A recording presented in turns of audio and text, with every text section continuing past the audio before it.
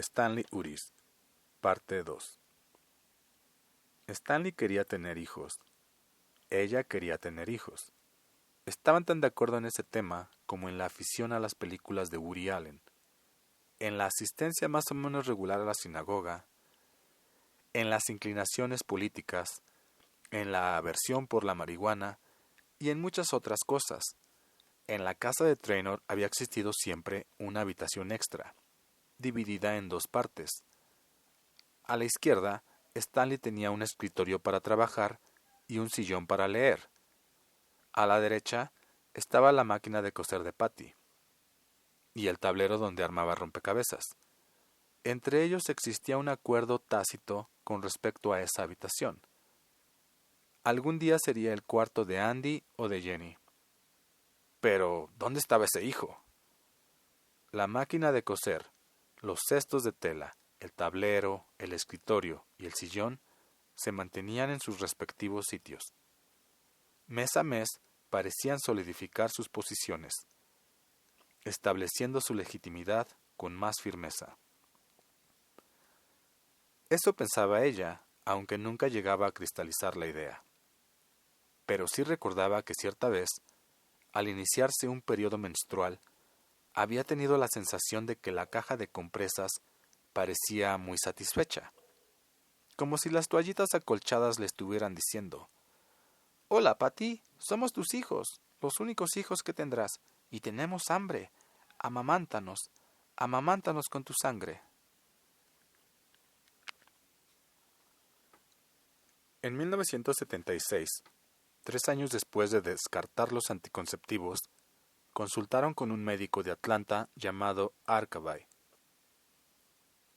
«Queremos saber si hay alguna deficiencia», dijo Stanley, «y en ese caso si se puede hacer algo para solucionarla». Se sometieron a las pruebas. Se demostró que el esperma de Stanley y los óvulos de Patty eran normales, y que todos los canales necesarios estaban abiertos. Arkaby, que no lucía alianza matrimonial, pero sí el rostro agradable y rubicundo de un universitario, tras las vacaciones de invierno, les dijo que quizás solo fueran nervios, que ese problema era bastante común, que en esos casos solía producirse un correlativo psicológico, semejante a la impotencia sexual. Cuanto más se deseaba, menos se podía. Era preciso que se relajaran y se olvidaran de la procreación cuando hacían el amor. En el trayecto de regreso a casa, Stan iba ceñudo.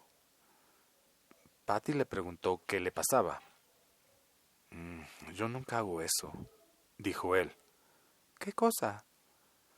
«Pensar en la procreación durante...». Patty se echó a reír, aunque se sentía algo asustada esa noche. En la cama, cuando creía que Stanley dormía, desde hacía rato, éste empezó a hablar en la oscuridad. Aunque su voz era expresiva, era inexpresiva, sonaba ahogada por las lágrimas. «Soy yo», dijo. «Es culpa mía». Patty se volvió hacia él y lo buscó a tientas y lo abrazó. «No seas tonto», dijo. Pero su corazón palpitaba deprisa, demasiado deprisa. Era como si Stan hubiera descubierto una convicción secreta que ella guardaba sin saberlo. Sin razón alguna sintió, supo que él tenía razón. Algo iba mal y no en ella. Era él. Algo iba mal con él. «No seas cenizo», susurró contra su hombro. Él sudaba un poco, y Patty comprendió que tenía miedo. El miedo surgía de él en oleadas frías. Estar desnuda a su lado era, de pronto, como estar desnuda frente a una nevera abierta. «No soy cenizo y no soy tonto», dijo él con voz áspera y ahogada de emoción. «Y tú lo sabes, es por mi culpa, pero no sé por qué». «No se puede saber una cosa así». La voz de Patty sonaba regañona, como la de su madre cuando estaba asustada. Y aunque estaba riñéndole, sintió un estremecimiento que le recorrió todo el cuerpo. Stanley la estrechó entre sus brazos. A veces creo saber la causa, dijo. A veces sueño algo desagradable y entonces despierto y pienso, ya sé que va mal. No solo el hecho de que tú no quedes embarazada, sino todo lo que va mal en mi vida. Stanley, en tu vida no hay nada que vaya mal. Por dentro no, dijo él. Por dentro todo está bien. Hablo de fuera, algo que debería haber terminado y que no terminó. Cuando despierto de esos sueños pienso, toda mi vida no ha sido sino el ojo de una tormenta que no comprendo. Tengo miedo, pero entonces se desvanece, como los sueños. Ella sabía que a veces Stan tenía sueños agitados. En 5 o 6 oportunidades la había despertado gimiendo. Cuando tendía la mano hacia él, interrogándolo, él decía siempre lo mismo. No me acuerdo. Luego buscaba los cigarrillos y fumaba, sentado en la cama, esperando que el residuo del sueño resumara por sus poros como un sudor enfermizo. No hubo hijos. En la noche del 23 de mayo de 1985, la noche del baño, los consuegros todavía esperaban que les convirtieran en abuelos. El otro dormitorio seguía siendo el otro dormitorio. Las compresas seguían ocupando su sitio acostumbrado en el armario, bajo el lavabo. La regla aún hacía su visita mensual. La madre de Patty, ocupada con sus propios asuntos, pero no del todo ajena al sufrimiento de su hija, había dejado de preguntar en sus cartas. Y cuando la pareja viajaba a Nueva York 2 veces al año, ya no había comentarios humorísticos sobre la vitamina E que debían tomar. También Stanley había dejado de mencionar el asunto, pero a veces, cuando Patty lo observaba sin que él lo supiera, le descubría en la cara una gran sombra, como si tratara desesperadamente de recordar algo. Descontando esa única nube, la vida era bastante agradable para los dos, hasta que sonó el teléfono en medio de Family Feud. En la noche del 28 de mayo, Patty tenía en el regazo 2 camisas de Stan, 2 blusas suyas, el costurero y la caja de botones. Stan, la última novela de William Denbrough. La portada del libro mostraba una bestia rugiente. La contraportada, un hombre calvo de anteojos. Stan, que estaba más cerca, contestó la llamada. ¿Sí? Una línea profunda se formó entre las cejas. ¿Quién es usted? Por un instante, Patty sintió miedo. Más tarde, la vergüenza le haría mentir, decir a sus padres que había presentido algo cuando sonó el teléfono. En realidad solo hubo ese instante, ese único levantar rápidamente de la vista de su costura. Pero tal vez era cierto. Tal vez ambos sospechaban que se avecinaba algo desde mucho antes de esa llamada telefónica. Algo que no concordaba con su confortable casa, tan elegantemente retirada tras los setos. Algo tan asumido que no hacía falta reconocerlo. Ese breve instante de miedo, como el fugaz pinchazo de un punzón de hielo, fue suficiente. ¿Es mamá?, preguntó, sin voz, moviendo los labios. Temía que su padre, con 10 kilos de sobrepeso y propenso a lo que él llamaba dolores de barriga, desde los 40 años, hubiera sufrido un ataque al corazón. Stan meneó la cabeza y sonrió levemente. ¿Tú? Vaya, qué sorpresa, Mike. ¿Cómo es que...? Volví a guardar silencio, escuchando, mientras su sonrisa se desvanecía. Patty reconoció su expresión analítica, la que revelaba que alguien estaba planteando un problema, explicando un súbito cambio de determinada situación, explicando algo extraño e interesante. Probablemente se trataba de eso último, pensó ella. ¿Un cliente nuevo? ¿Un viejo amigo? Tal vez. Volvió su atención a la pantalla del televisor, donde una mujer abrazaba a Richard Dawson para besarlo apasionadamente.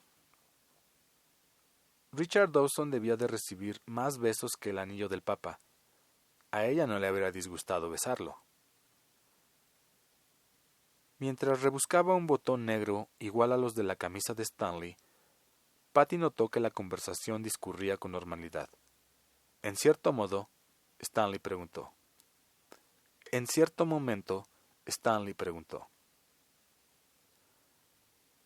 ¿Estás seguro, Mike?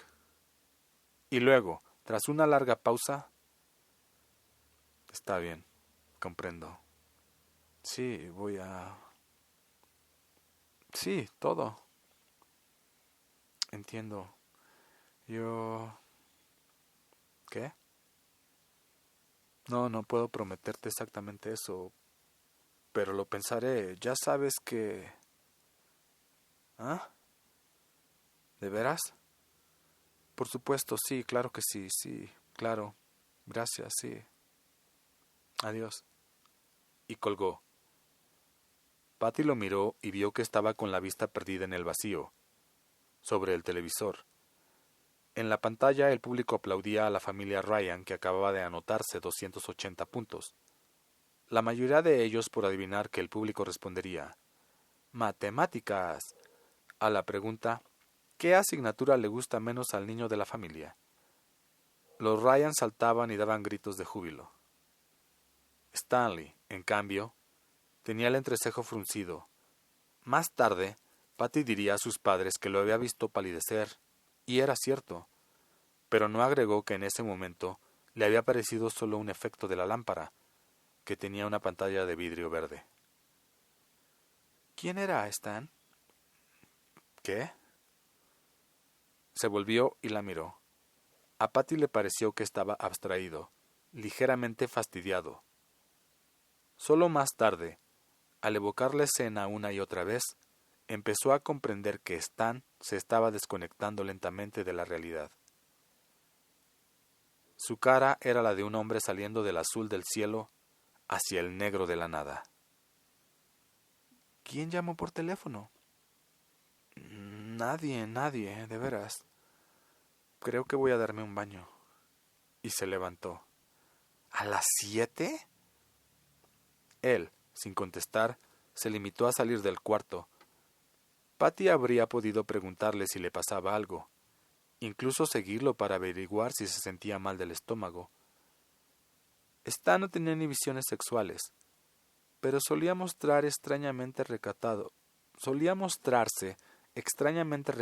con respecto a ciertas cosas.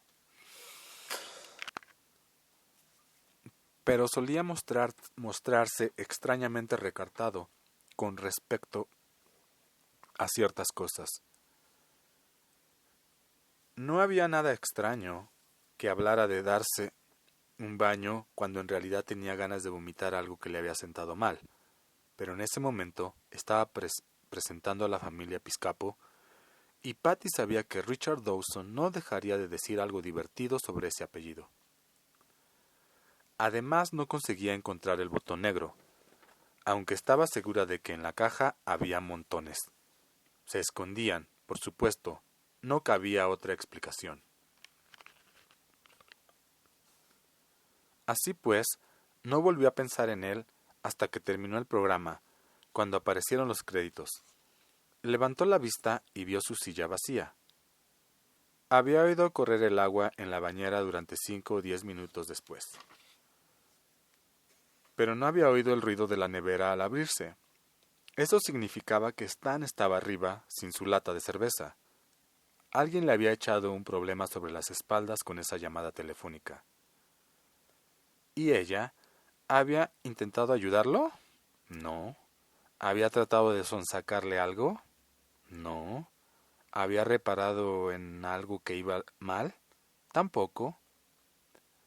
Todo por ese estúpido programa de la televisión. Ni siquiera podía achacar la culpa a los botones. Eso era solo una excusa. Bueno, le llevaría una lata de cerveza y se sentaría a su lado, en el borde de la bañera, para frotarle la espalda e incluso lavarle la cabeza. Así descubriría qué problema lo preocupaba. Sacó de la nevera una lata de cerveza y subió por la escalera. La primera señal de alarma se disparó al ver que la puerta del baño estaba cerrada, no entornada. Stanley nunca cerraba la puerta cuando se bañaba. Era una especie de chiste privado. Cuando la puerta estaba cerrada, significaba que él se estaba comportando como un buen chico, y si estaba abierta, significaba que no se opondría a hacer algo cuyo adiestramiento la madre había dejado muy correctamente en manos de otros. Patty llamó a la puerta suavemente. Cobró conciencia de que llamar a la puerta del baño, como si fuera un invitado, era algo que no había hecho nunca en su vida matrimonial.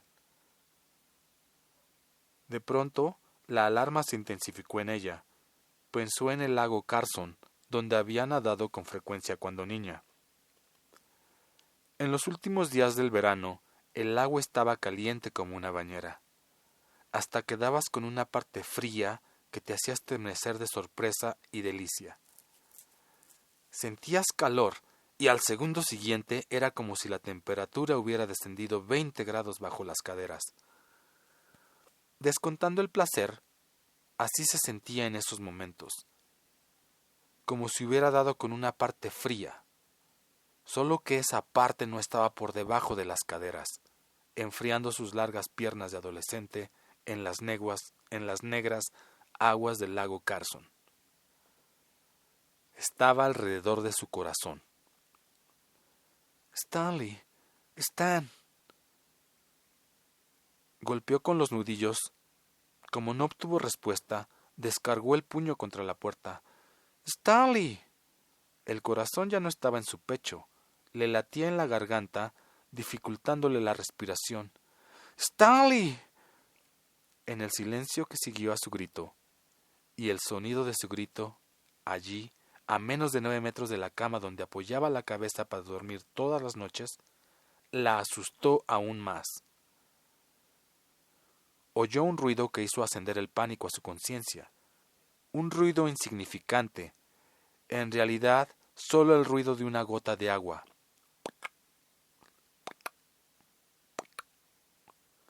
Imaginaba las gotas formándose en la boca del grifo, engordando cada vez más preñadas para caer luego. Solo ese ruido, nada más, y de pronto tuvo la terrible certeza de que esa noche había sido Stanley, no su padre, el que había sufrido un ataque al corazón. Con un gemido accionó el pomo de vidrio tallado. La puerta no se movió.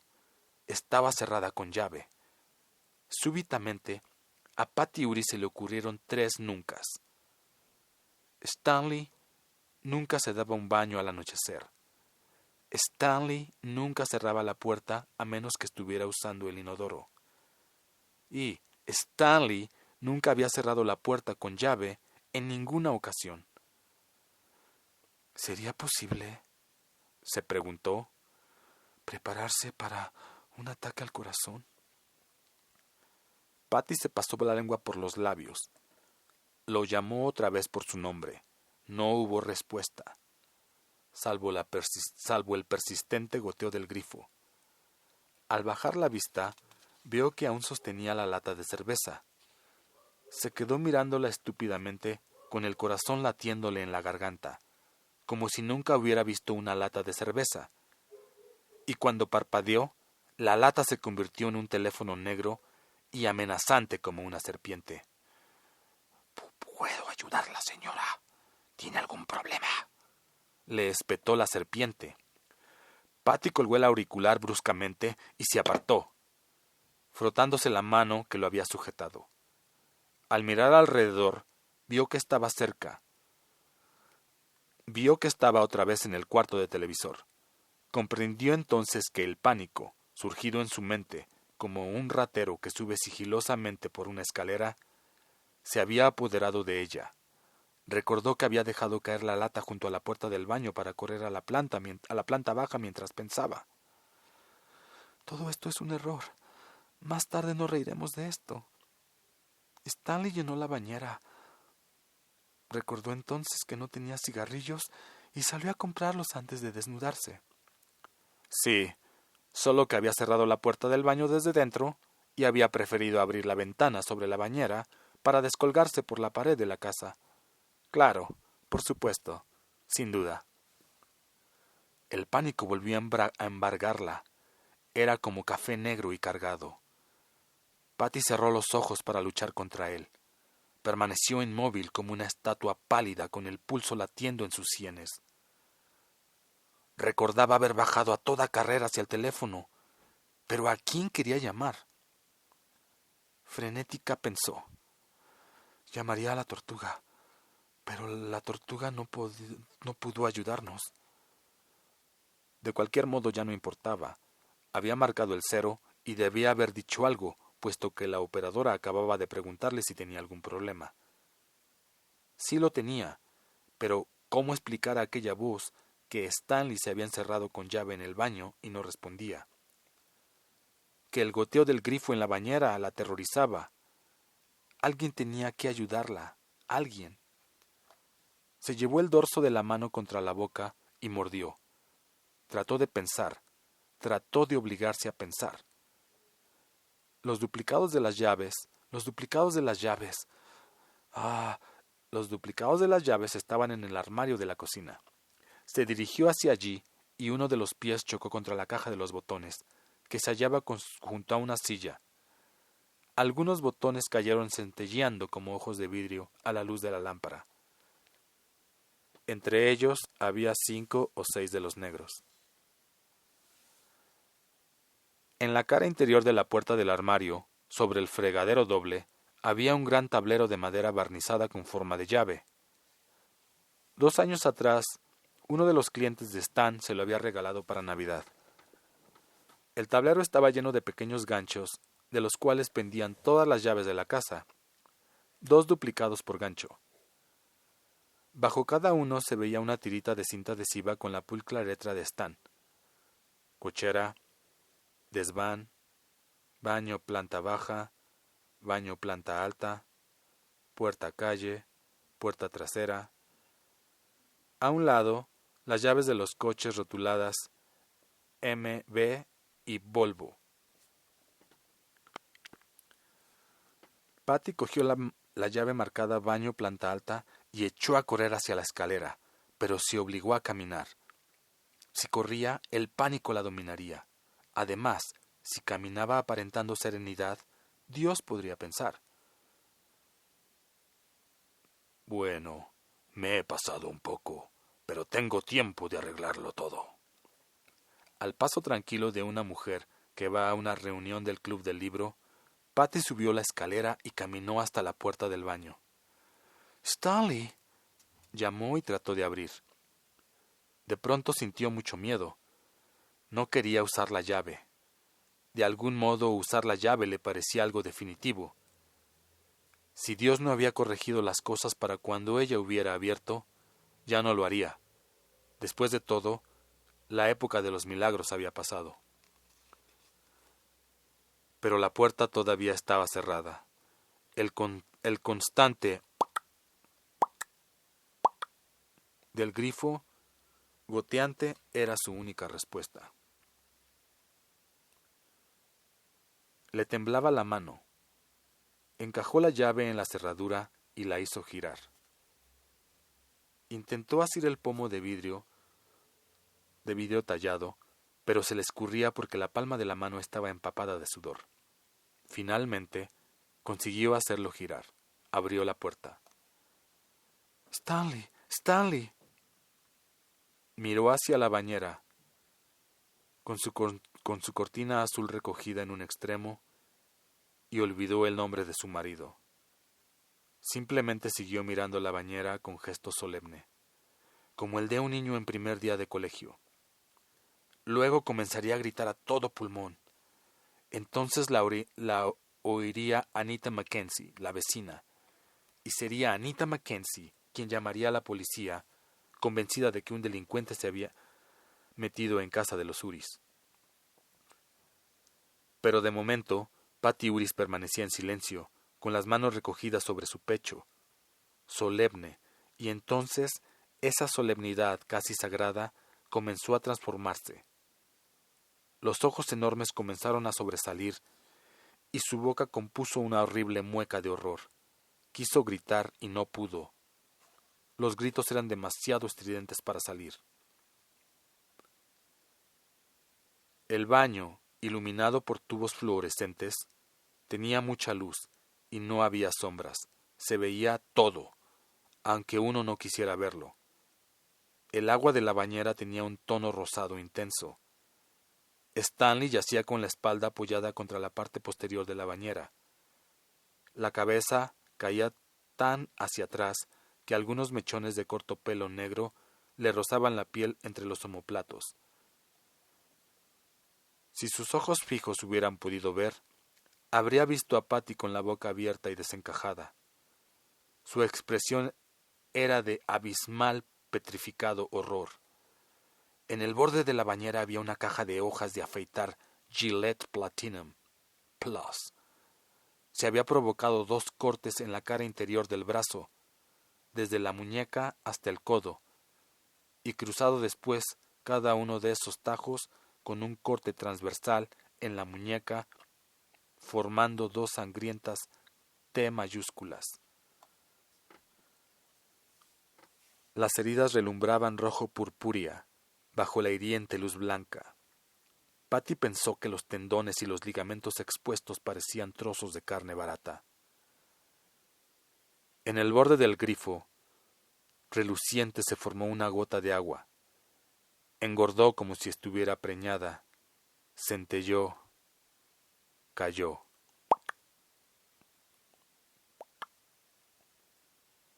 Stan había hundido el índice derecho en su propia sangre para escribir una sola palabra en los azulejos celestes arriba de la bañera. Eran 2 letras enormes vacilantes. It. Eso. Una huella sangrienta, zigzagueante, caía desde la segunda letra de la palabra. El dedo había hecho esa marca al caer la mano en la bañera, donde ahora flotaba. Patty pensó que Stanley había hecho esa marca, su última impresión sobre el mundo mientras perdía la conciencia. Otra gota cayó en la bañera. Eso la hizo reaccionar. Patty Uris recobró la voz, con la vista fija en los ojos muertos y centelleantes de su marido. Empezó a gritar.